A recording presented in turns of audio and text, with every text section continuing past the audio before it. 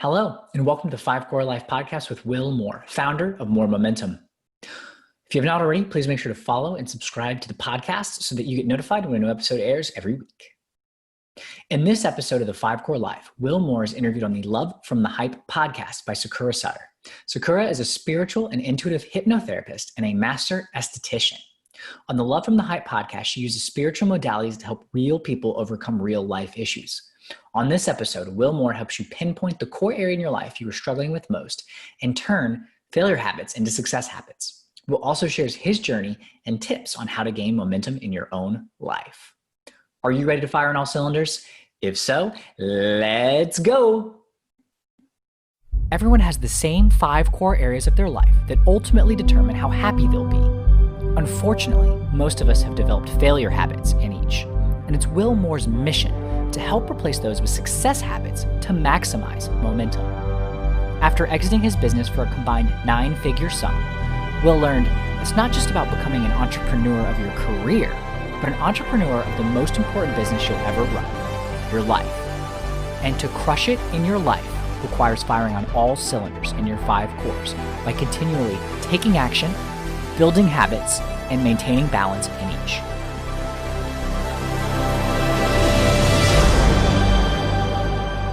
Today, I have the pleasure of having Will Moore on my show. Will is a momentum builder and founder of More Momentum.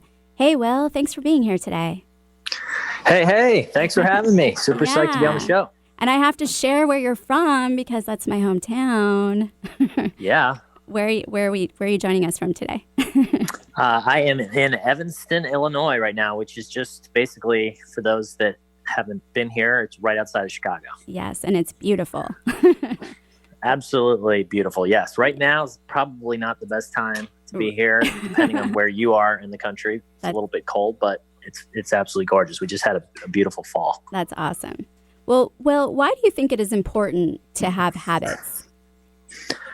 So I enjoyed your summation. You did a nice job of kind of laying the groundwork for habits and why they're important. And yes, you are correct. It's funny how things tend to come in cycles in the personal development world. And right now, habits are kind of like a hot thing, it's interesting because I've been reading personal development for so many years and self-help books, and habits has never been kind of looked at the way that it is with the microscope right now. And habits are really, we are our habits are us. I mean, you kind of can't really separate the two in terms of, if you're having a happy, awesome life, then you've got what I call these success habits. And if your life isn't as great as it could be, you don't necessarily have to be miserable, but just knowing that there's other stuff out there, most likely you've got at least a good number of failure habits. Yeah. And so depending on which way you're going, it defines your life.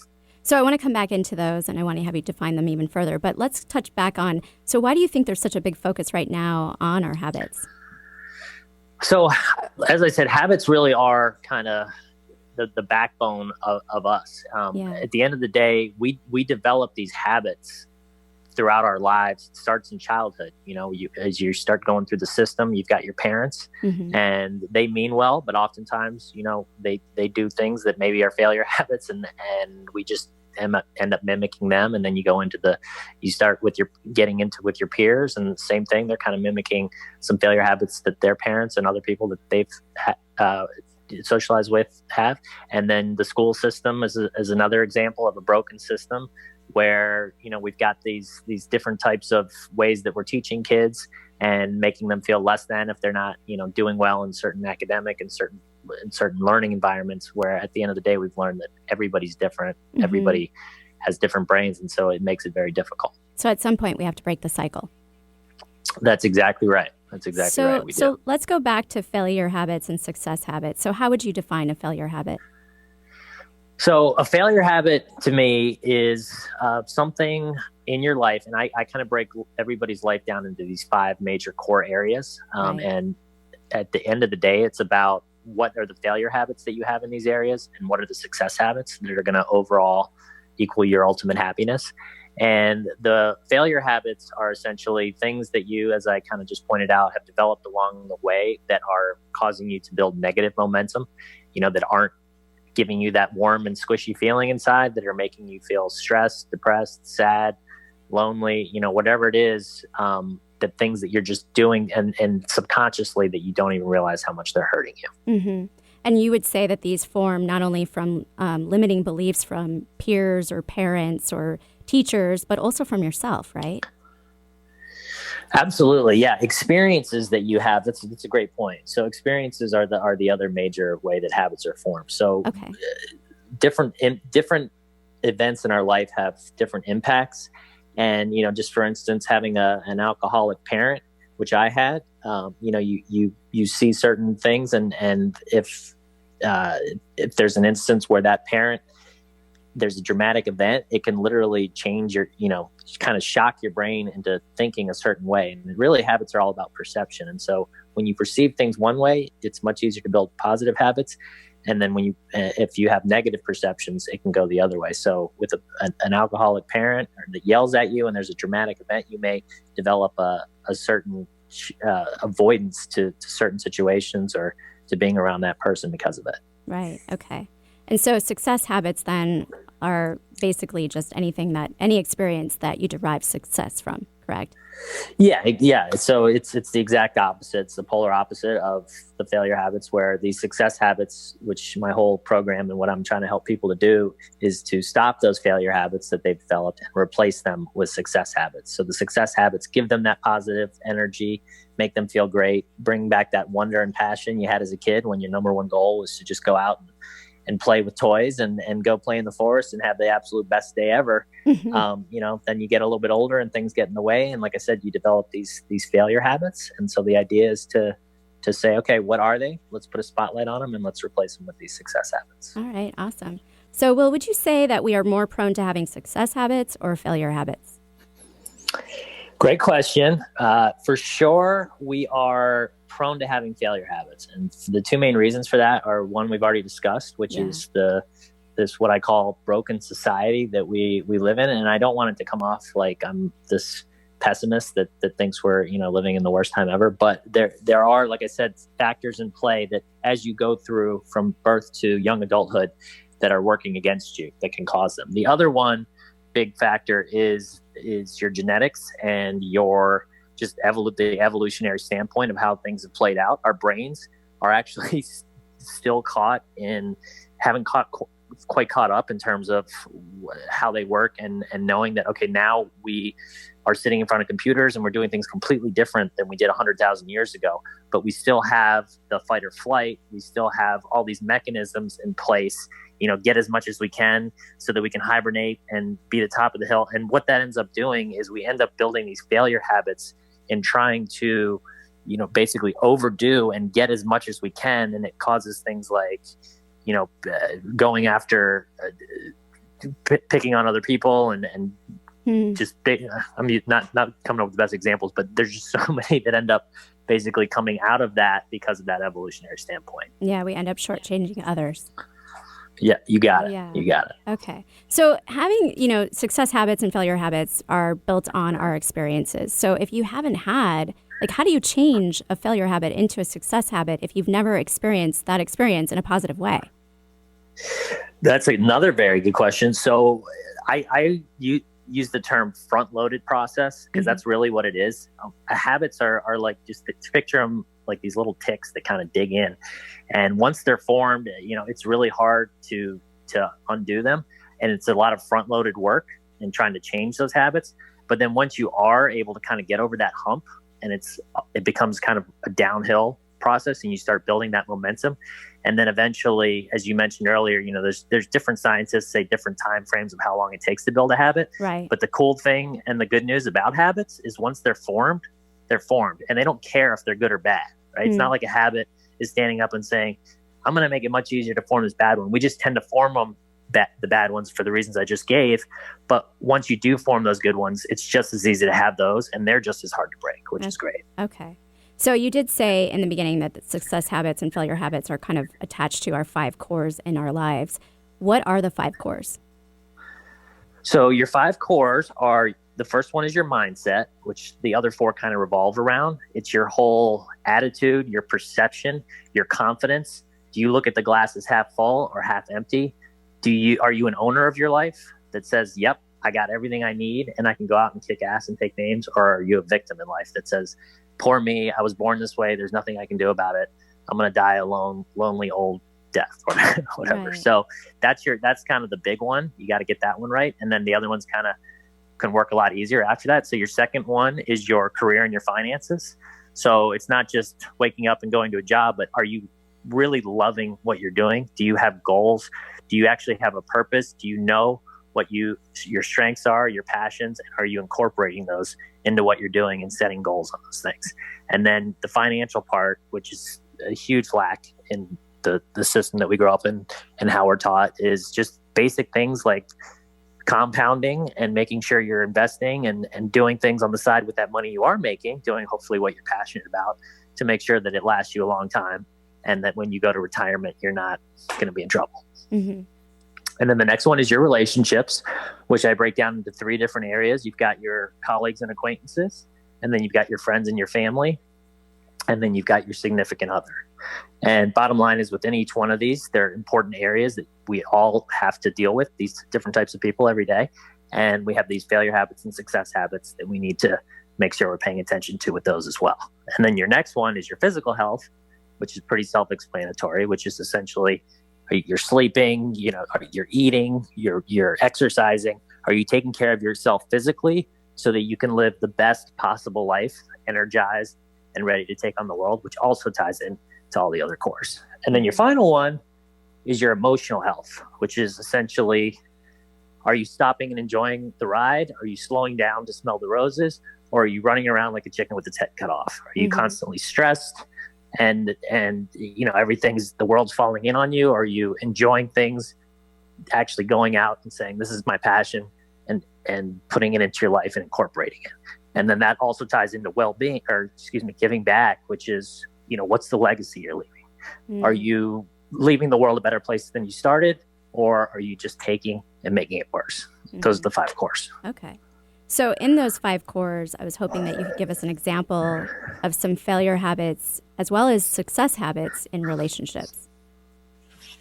Yeah, absolutely. So relationships obviously is a huge one. And depending on who you talk to, you'll get a lot of self-help and personal development people saying it's all about relationships. To me, they are super important. And, you can't really be happy without any of these 5 cores.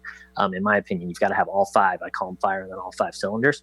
But the relationships in particular, super important. And everybody's got different types of relationships. Some people are super close with their families. Some people are more close with their friends. Some people have significant others. Some people don't. Some people say that they're super happy not having that significant other. And others say, no, you have to be happy. To me, it's just all individualized. But at the end of the day, you have to have connections with people.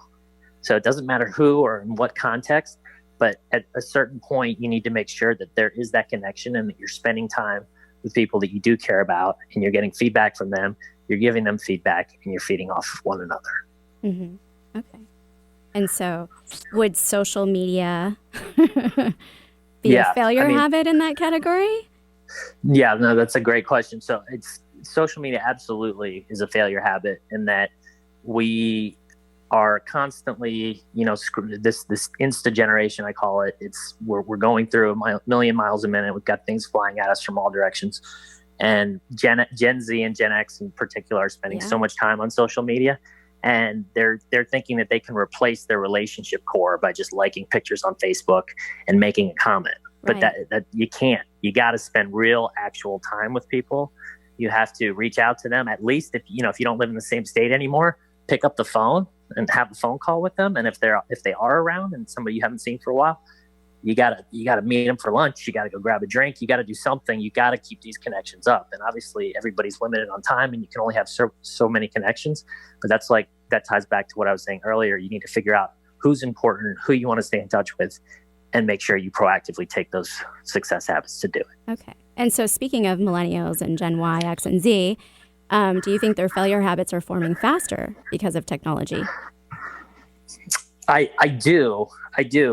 Technology is a double-edged sword.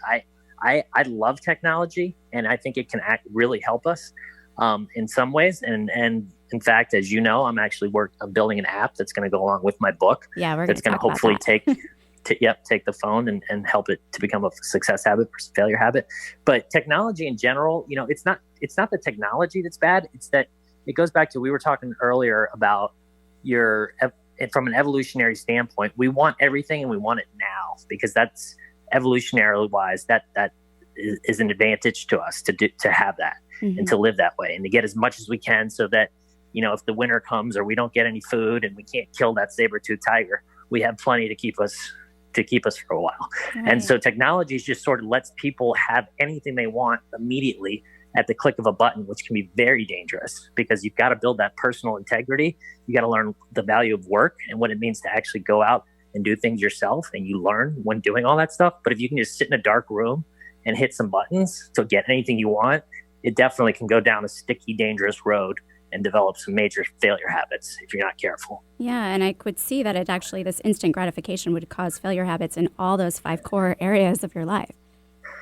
That's exactly right. Yeah. So like in my book, I talk about technology that you can actually use to help you, and technology to watch out for, to make sure that you don't let it take you down your success ladder. So do you have a message for millennials or Gen Y and X and Z as to how to avoid these failure habits that are so easily out there? Yeah, absolutely. I think the first thing is awareness that if in any habit, that you want to change, or any area of your life that you want to change, forget the word habits, you've got to put a spotlight on your life, and you got to say, okay, where do I currently stand? Like, what's going on? Am I happy? Am I not happy? And if not, or if there's areas where I feel like I can improve, what are they? And what am I doing? And why am I doing it? The why is very important as well, because a lot of times people will be like, oh yeah, I do this and I know it's probably not good for me. And then they're on to the next thing and nothing ever changes. You need to really connect with why why you're doing the behavior you're doing. Did it stem from an instance in childhood? Did it stem from the system we just talked about earlier, in terms of, is it something you learned in school, or you were made to feel less than because whatever? And so now you got to identify that and then decide, okay, now what do I want to change? This is the failure habit I've developed. Now, how can I then replace that with success habit? And then that's kind of how it all starts. And there's a level of commitment there. Absolutely, yeah. I mean, the commitment part is where most people fail. I call them the 5 versus the 95%ers. Yeah. Most people fall in that 95% category, where they'll get super psyched. They might hear this radio interview we're doing right now, and they might say, yeah, he's right. My relationships, I could totally be better in that. And then they go out and then they try something, maybe for a day or two, if you're lucky, and then it's gone because they don't have a system. It really does come down to having a system that you put in place and that you make a commitment to. And it goes to that personal integrity I was talking about earlier. Mm-hmm. And then you make sure you stick to it no matter what, until you've gotten over that front-loaded hump, and then things become downhill and you start building that positive momentum. All right. Well, awesome. So, Will, you were explaining the 5 cores in life. Why would we need to outline these 5 cores? Right. So, yeah, as I mentioned earlier, there's these 5 main areas of every person's life. We all have them that we share, and that it's taken me 25 years to identify since hitting my rock bottom back in college. It's been quite a journey, but I've identified out of literally, became this insatiable self-help book reader and seminars, you name it, I've done it all. And kind of, even though I like to say life is complicated, even though life's complicated, principles aren't. And there's just a lot of very simple things that life breaks into. And if you pay attention and you've read it enough and seen it enough and experienced it enough, you see these patterns throughout the universe. And so what I've seen is these 5 different areas that I mentioned earlier, how important they are. And if you're not continually taking action and building positive momentum in them, you will suffer the consequences, and you're just going to kind of be that hovering above rock bottom guy or gal for the rest of your life. And you may not be completely miserable, and you may even convince yourself that you're happy, but at the end of the day, you're certainly not leading your best life. Okay. You're just getting by. Right. So in careers and finance, could you give an example of a failure habit or a few failure habits that you turn into success habits, what those might be? Sure. I think that the biggest one that I see is fear, and fear can actually tie into just about any of these cores, but particularly in the career and finance core, I see so many people that let their fear stop them from going out and really getting what it is that they want and taking that shot and I call it being bold and extra. with my business, I started a business called Doorstep Delivery years ago that we recently sold. And I remember I was telling people about the idea, and they're like, I don't know if that's going to work. That's this and this. And I just, about 99 out of 100 people I talked to had reasons why it wouldn't work. And I just, in my heart, I was like, I know this is going to work, and I'm just going to freaking go for it and do it. And I don't care what happens. And I just had that sort of, whatever you want to call it, in me. And I just went for it. And it wasn't easy, and it was hard. And, my fears would try to sneak in and get in the way, but I would just push them aside and say, nope, I need to keep going for it. And that is one, if out of anything, if people can identify when their fear starts to creep in, when they're thinking about how to advance their career, or if they want to start their own business or whatever it is, that's so important to identify and make sure that you squash it. And that's a habit in itself. When that fear starts to come in, just go, nope, I see you. Get your ass out of here. I'm not interested. And then just keep going. Okay. And what would be another one that you see? I'd say procrastination is another big one. I mean, this kind of ties into what we were saying earlier with the, especially in today's Insta generation, where you have a zillion things that can distract you. It's not like our grandparents and their parents living out on a farm without TV and all this, with just basically candlelight. It was pretty simple back then, but now with so much, it's so easy to get caught up and just to have, all these different things distracting you and to let them. And if you do let them, you're never going to advance, and you're just going to constantly be spinning your wheels. And not only does it make you depressed and unhappy to be constantly doing stuff like, going on social media and looking at other people that have this great life and, oh, this should be me. But you're also, you're wasting time. Right. You could be doing you could be taking those actions, putting those success habits into motion to advance and build that momentum in your life. And you're just kind of blowing it. It's really sad when I see that. Okay. And so your fifth core, I wanted to ask you too, emotional health. Would you also tie in mindfulness or spiritual health or mental health? Absolutely. Yeah, no, definitely. So emotional health. Yeah. When I talked about it, I'm not sure if I hit on that, but it's definitely, I know I talked about the stress part of it, but on the other end of the stress, any way that you can find that works for you. And again, everybody's different. So meditation may work for certain people, yoga for others, just simple breathing for other people. Breathing is the one that I personally tend to do, and it works unbelievably. It's a fantastic success habit when you're starting to feel stressed or overwhelmed and like the world's coming in to get you, or you're having a bad day, or a series of bad events are happening. It's such a super important one. And I definitely recommend people to explore, especially speaking of technology. There's so many apps out there these days that can help you with it, that are fantastic, and make it a super simple process. And I recommend that. Okay. And do you find it hard too to change failure habits into success habits if you're dealing with your mental health, like a mental illness like depression or anxiety? How do you recommend overcoming that? So that's a really good question too. So right, the book and kind of my whole philosophy is, you've gone through life and there's these things that you may have developed that are hurting you. Let's stop them. Let's get on the right track.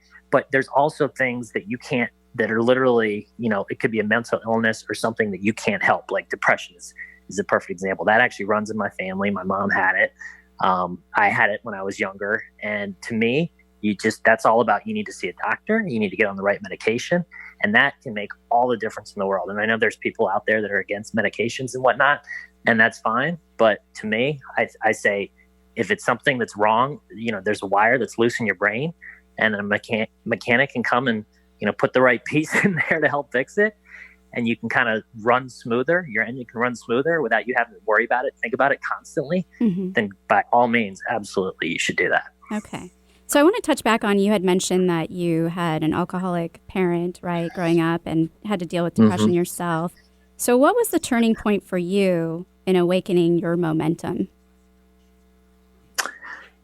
Good question. So I would say I focused on my second core, career and finance, for a very long time. And I think that's a very common thing that a lot of people do, especially, coming out of college, and it's sort of like, okay, I want to take on the world. And the way our society is structured is success, for the most part, is viewed as financial success, right? That's how most people view it, even though I've come to learn after having a lot of financial success that that's only 1/5 of it. But at the time, that was super important. So, I'm sorry. Can you repeat the last part of your question? Just so I get back? What was your turning point for your awakening? Yeah. So going through doorstep delivery and all that, that took a good decade of my life. And then I got married to a wonderful, beautiful wife who I'm still married to. Mm-hmm. And we had a kid, and his name is Wyatt, who's now 3.5. And I got to tell you, when that happened, things just really shifted for me. And it really sort of made me realize what life is about. And all I wanted in the world was for this guy to go into a world that's going to be awesome and safe. And so he can go out and live his best, happiest, and build the most momentum for himself. And so that's kind of when I really sort of shifted and said, you know what? This is a book I've been kind of working on for the last 25 years. I've been constantly taking notes and using myself as a human science experiment. Let me put this into action and actually do something with it and help him and other people that might have struggled the same way that I used to. So giving back. You got it. Yeah. Why do you think you've been so why do you think you'd been so stagnant prior? What was blocking you? I think it was really just like I said, I think the focus being on the business, and that business just straight up ate me alive for the last 3-4 years. My wife will tell you it was a rough ride in trying to, because it was a restaurant delivery service, and at first there wasn't a lot of competition, and then we started getting tons of competition from places like Uber, Grubhub, and these places, and it just all of a sudden we were like, oh my gosh, what are we going to do? The sky is falling. And I had a couple of the partners, and everybody was freaking out. Right. And it was like literally just 3 years of putting fires out. Mm-hmm. And that's where all my focus was going. Okay. And that's also part of when I did get out of that and I stepped back and looked at the 10,000 foot view, that made me realize this is not what life is all about. And these other things are what actually make me happy, not that. And that's how you came up with the 5 course. Yes. So, Will, I want to ask you, what makes you better than someone else to help me? So, to build more momentum, not monumentum. I know. See, I was like tongue-tied today. Sorry. I'm just messing with you. No, trust you don't me, build structures, buildings? Okay. I know, right? There's so many words that I do the same thing with when I read them or hear them. So, yeah, I mean, I'm a guy just like anybody else. I'm not some wizard from the future. I don't have a DeLorean that I time traveled back in and can tell you what it's all going to be, what your life's going to be like in 30 years. I'm just a guy who really had a hard time growing up, and I hit my rock bottom around college and have sort of been on this journey and just this obsession really to kind of find out what is it that makes people happy. And what is success really? And I've kind of redefined it for myself, and I want to help other people to define it and have their best life as well. Okay. And that's part of your movement. Yeah. And so the momentum movement, the whole point is to sort of help people to, again, become the best version of themselves, who will then in turn want to pay it forward to help the world become the best version of itself. And the more people that do that, the more that we'll hopefully get away from, regardless of what political party you are right now. I think everybody would agree it's a really crazy time to be alive. And there's just so much, it's not just about like, oh, we disagree. Like a lot of times it's been in the past, but I mean, it's literally like, I hate you because you believe in this. Right. And, hate and fear and segregation, it's almost like we've done a backslide in the last several years. And so my whole goal is to sort of bring people back together. And if they focus on their cores and they're stopping their failure habits in each of them and building success habits, it will only unify and help the world kind of build its own positive momentum and get rid of things that we're having so many problems with, such as global warming and all these things, and kind of get everybody on the same wavelength. Awesome. Well, hey, Will, we do have a caller. We've got Molly from Ohio on the line. Molly, are you there? Hi, Molly. Yeah. Hi. What's your question for Will? So I was just calling for Will. So I'm interested in the core values, and I'm just wondering, like, how I start identifying my issues, and, like, should I just maybe pick, like, one goal in each core and start on that? And if that's a recommendation, is that something your app will help with? That's a great question. So, yeah, I actually, in my book, I talk about there's 10 kind of main things to focus on when you're trying to build a habit. And one of them is, just like you just said, you want to start slow and you want to start small. It's scientifically proven that when we try to put too much on our plates, our brains become overwhelmed, and it quickly goes, that's not for me. I'm going to go the other way. So if you do, the idea is you're going to identify these failure habits first. As I said, the number one is putting that spotlight on what they are and those particular cores in each of them. And then you really just want to start with 1, 2 at the most to start, and just try to start building and making progress in those. Because then when you do actually start to make progress and build momentum, it actually spreads to the rest, and it makes everything else exponentially easier. Awesome. And so then is that something your app would help me to kind of like map out? Yeah, the app is, it's that part of the technology I told you earlier that I've always been into and excited. It's got, technology can go two ways. My app, the whole goal is to sort of say, hey, we're already all using these phones. This is a habit that we've already have. And I'm not going to call it a failure habit, but it certainly can be a failure habit depending on how we use these phones that we're attached to 24/7. And so my whole thing is let's make it into a success habit.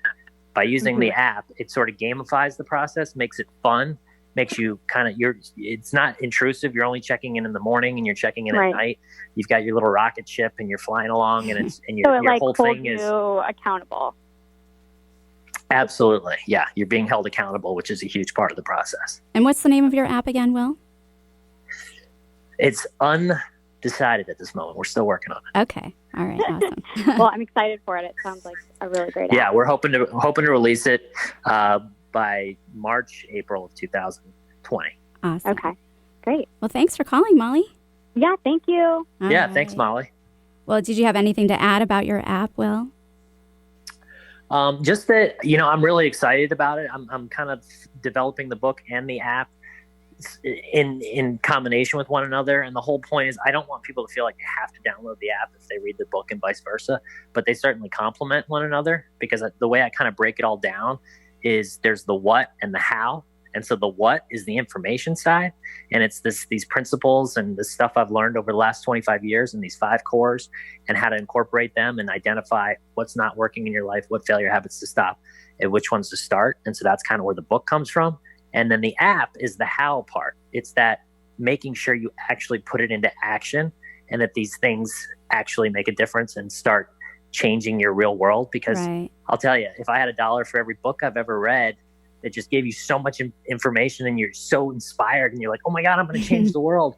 And then the next minute, some shiny thing wiggles itself in front of you and you've forgotten all about it. And so the app doesn't let you get away with that. It makes sure that you continue building momentum. And then it's back with that plasticity, right? That action that makes that habit form. That's exactly right. I mean, if you're not taking action every single day until it forms, and just like you said at the top of your show, there's different time frames that scientists have all said. I personally don't buy into the whole, this is proven that it takes this many days to form habits. To me, everybody's different and every habit's different. Mm-hmm. So for instance, I feel like some habits I've developed in a week or two, and some it takes me 2, 3, 4 months to develop. It just depends on what they are. Can you tell us about your free core evaluation quiz, Will? Yes. So with all this stuff we're talking about, obviously I told you the number one most important thing to do is to put that spotlight on your life and say, where do I currently stand in each of these cores? Mm-hmm. And so my free evaluation quiz on my website, www.moremomentum.com, you can take that. And it's just a simple 5-minute quiz that'll kind of give you that baseline of where you currently stand in each of those core areas. Awesome. And is that where also people can find you? Yes, they can find me there. And my social media, I'm pretty active on that as well. And if you go to the website on the upper left, it's got my links to my different social media that you can click on. And real quick, Will, where do you hope to grow from here? So, my whole thing is, like I said, I want to make this world a better place for my 2 kids and for other people and all the other kids that are coming into this generation. It's kind of a scary time right now. And so my number one mission in life is just to make it a less scary time for these little guys and their kids. And I want their kids to be able to have kids. I don't want it to be like, okay, 100 years from now, it's pretty much over because we didn't get our act together. So I'm hoping to bring the world together and build that positive momentum, one person at a time. Awesome. Well, thanks again for what you're doing. Absolutely. Thank you for having me on the show. This has been fantastic. Absolutely. And thank you to Eric, my wonderful producer, and you, the listener. That's it for the 5 Core Life podcast with Will Moore. I hope that you enjoyed today's episode. If you have not already, please make sure to follow and subscribe to the podcast so that you get notified when an episode drops every week. If you haven't joined the 5 Core Life Facebook group yet, I encourage you to also join that and see what all the fuss is about.